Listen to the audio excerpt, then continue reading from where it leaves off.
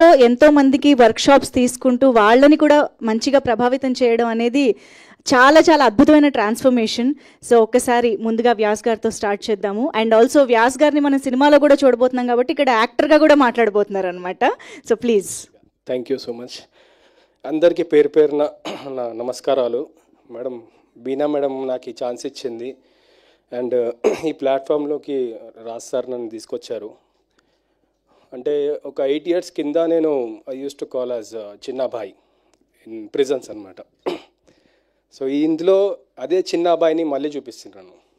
అంటే జైల్లో ఎట్లా ఉంటుంది వాతావరణం, ఎలాంటి ర్యాగింగ్స్ ఉంటాయి, అంటే కొత్త వాళ్ళు వచ్చినప్పుడు వాళ్ళని ఎట్లా ఇబ్బంది పెట్టాలి అనేది నా కొత్త కాన్సెప్ట్ చూపించిండు ఇందులో.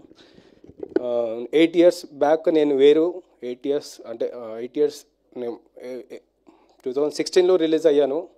రిలీజ్ అయిన తర్వాత ఫస్ట్ స్టేజ్ ఎక్కాను కౌన్సిలింగ్ అని చెప్పేసి మేడంతో.